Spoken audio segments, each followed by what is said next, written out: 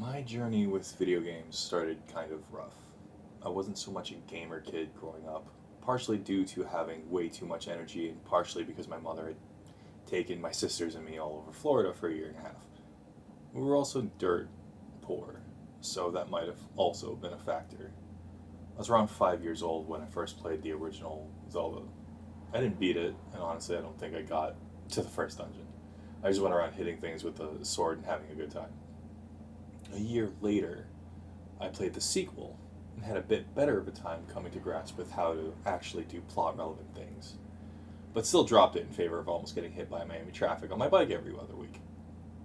By the time the courts had ruled that my mother was unfit to take care of us and finally brought us back to live with my father, video games were not really on my mind. I was 9 years old when my dad got an N64. For us, I'm sure, but also because he wanted to play video games too. I couldn't tell you what he first got for it. Probably Mario 64 or Star Wars Battle for Naboo. I remember owning both of them, but not really being interested in playing them so much. Until one day, a friend of the family we called Cousin Kevin came by and introduced us to Ocarina of Time.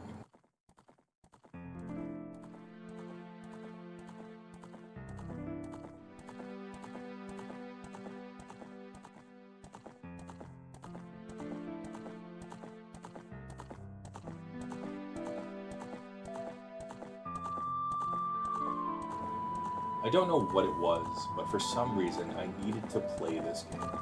I would wander around Kokiri Forest while Kevin would tell me about hidden things you couldn't see, ways to move that I didn't think about. I always thought it was strange that he just knew all of these things. It could have been that he was just a dedicated fan. My sister assures me this is likely, but I also thought he had to be involved in making the game somehow. I don't know how you just find some of the things out without someone else telling you that they were possible. But my sister was right. He could have just been super dedicated to finding them. Either way, I had slowly begun working my way through the game. While he'd given me tips about where to find things and who to talk to, he never did anything for me. He wanted me to discover it on my own. And I, in turn, felt like I had to prove that I could do all of it. My dad and my youngest sister would watch me play, which was cool since I'm the youngest of my siblings, and stuff didn't usually come to me first. My dad would see what I did, improve upon it, making better choices or finding things I would miss. And then my sister would follow suit. She would die less and find better ways of dealing with enemies. It became a family endeavor to beat the game, to find everything we could and share our knowledge. After having been away from my dad for so long, Ocarina became a connecting point for my family. I was just finishing the third dungeon when Kevin told me that I could do a couple more things before I'd heading back to Hyrule Castle to meet up with Zelda, and that I was probably going to want to do them. I personally wanted to go see the ranch girl again, so I immediately booked it back to Lon Lon Ranch. I loved Melon and Epona. I was so happy when I got Epona's song. At this point, I was ahead of everyone by a whole dungeon, so I agreed I wasn't ready for everything that went down.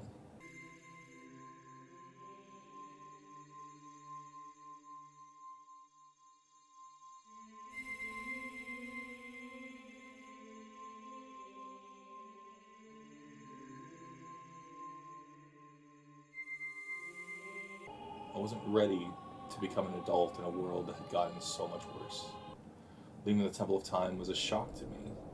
Death Mountain on fire, the courtyard which had been so full of joy now filled with the dead.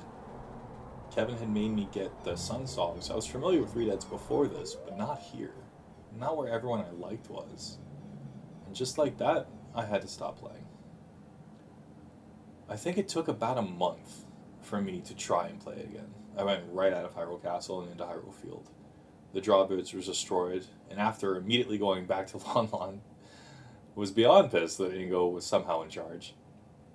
Loved Melon's glow up though. I thought it was very cool that she remembered you after you played upon a song for her. Needless to say, I lost all my money gambling until I finally freed the ranch. I always thought it was cool that the dark clouds surrounding the place vanish after you saved it. As I moved on to Kakakiro, I began to have a thought forming in the back of my mind. It seemed like everyone forgot you in the 7 years that had passed. You were just a memory now. but you were also older. People seemed to respect you. It was a feeling that I couldn't help but feel was wrong. Something felt wrong to 7-year-old me. After beating Dampe, which took me ages to do, I finally was allowed to go back to the forest. I really hated that it was full of enemies now.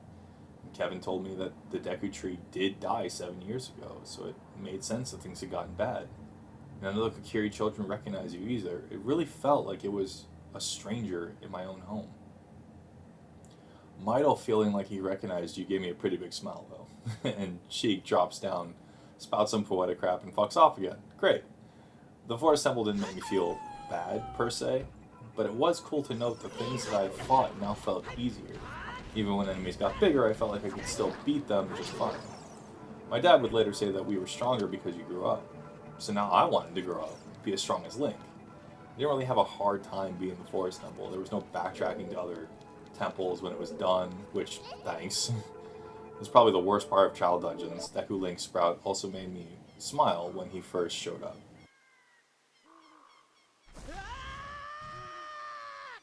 The reveal that Link wasn't a Kokiri sort of made sense to me. He grew up, and they didn't. But the idea that his family was gone, the Deku Tree was gone, no one in the forest remembered him is impossibly sad to me. I remember asking my dad what he thought, and him telling me that life gets like that sometimes. People come and go in your life. As long as you remember them, you can see them anytime you want. As a child, I didn't really understand that. It felt like it was profound, but I don't know, maybe. I had a game to beat though, and Kevin told me we should go back to Sheik, tell him what happened. Finding out you could go back to being a kid also made me feel conflicted. I distinctly remember not wanting to return to being Child Link. Being an adult was easier. People noticed Link instead of ignoring him or disregarding him. Except that I trusted Kevin, so I went back to being a kid, and he told me to go to the bottom of the well. I would like to preface by saying that I am very sure I argued about being put in more scary situations. The well sucked. There was invisible things all over the place, pitfall zombies. Why did that hurt you by being in it? I'm pretty sure I cried when we got to Dead Hand, and I had to stop playing. Dad and my sister had surpassed me at some point too. I just couldn't handle it. My dad was in the room with me until we left the well. At least I got through it, but I was sure I'd never have to do something like that again. I ended up returning to the game the next week or so, and we beat the Fire Temple pretty easily. I remember never wanting to take off the Goron tunic, since red was my favorite color. Zora's domain was pretty easy to figure out too. I do remember a funny moment, though, where my dad asked me how to get past this door at the end of the ice cavern. He said he tried blowing it up with bombs, using Din's fire, using blue fire, lens of truth, literally every item he had, and the door just wouldn't move. I can't recall what was going through my head at the time, but I do remember very vividly that it was just a door, and told him to just press A. My dad laughed about it for a very long time. It became a thing we would say when we were overthinking anything. Just press A. My sister and I still say that to this day. The Water Temple was an aggravation for everyone I knew, but I couldn't remember ever struggling with it. I just started from the bottom and worked my way back up, exploring each floor until I had everything. Though Kevin did teach me a couple of bullshit things you could do to make it easier.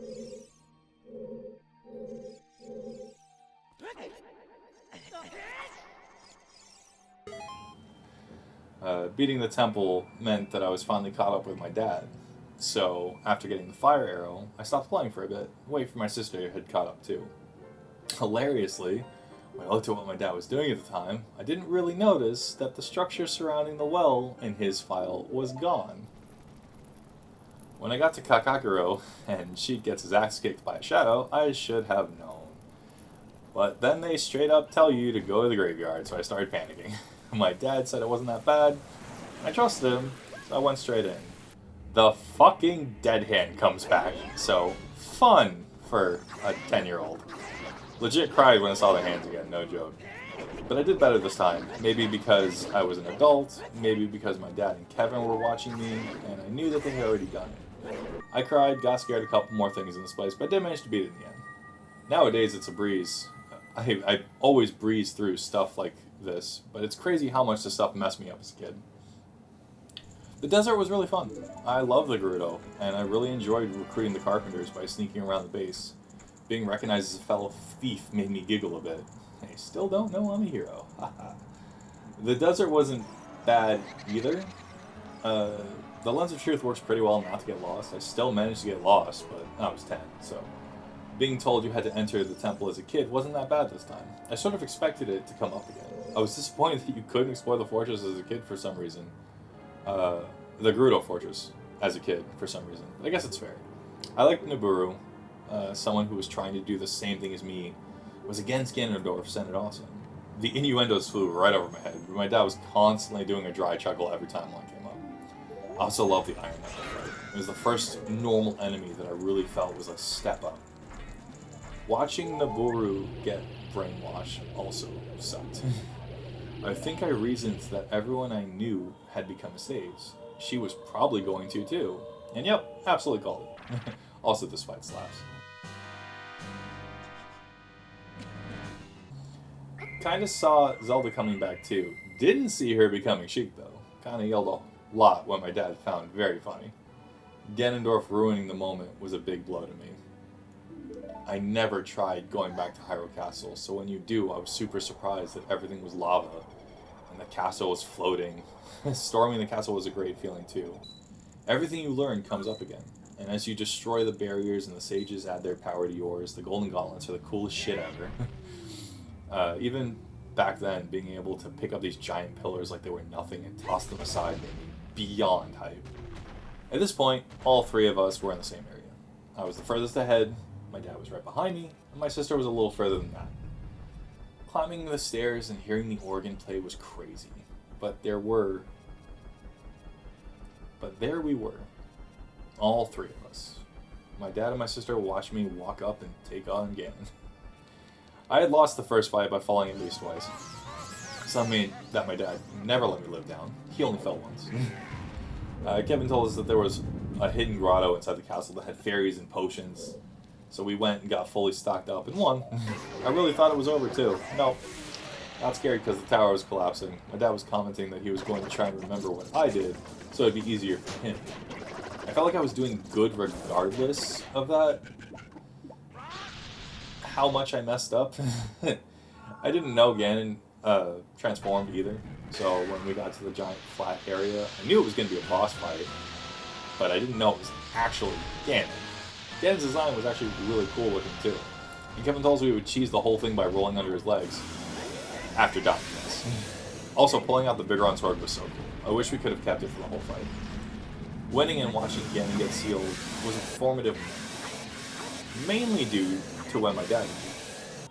He had named his file Dad, all capital letters. So when Ganondorf says, "Curse you sages, curse you Zelda, curse you Link," he said, "Curse you Dad," to my father. Always made me smile remembering that. The credits of Ocarina are the first video game credits I had ever seen. And honestly, I'm glad this was the first game my family came together to beat. My best memories as a child come from this game. And the feelings of my whole family coming together after so long to beat Ganon and save Hyrule. Unfortunately for my family, I was on a mission as soon as the credits rolled. I needed to memorize this game. I wanted to beat it so thoroughly that I could claim I was a master. I would play Ocarina of Time from start to finish for the next 3 years. I had developed strategies that were entirely my own, developed shortcuts and make my own techniques that made me feel like I was crushing it. I got good at every minigame. I mastered how to shorten travel time. I found everything I could. Ocarina was probably my favorite game ever. Until when I was 11 years old, I found out it had a sequel. Hello everyone, Postedit here. Thank you for taking the time to watch this video. It took a week just to relearn how to use DaVinci Resolve, so I am sorry about that. I would like to say that I am restarting this channel.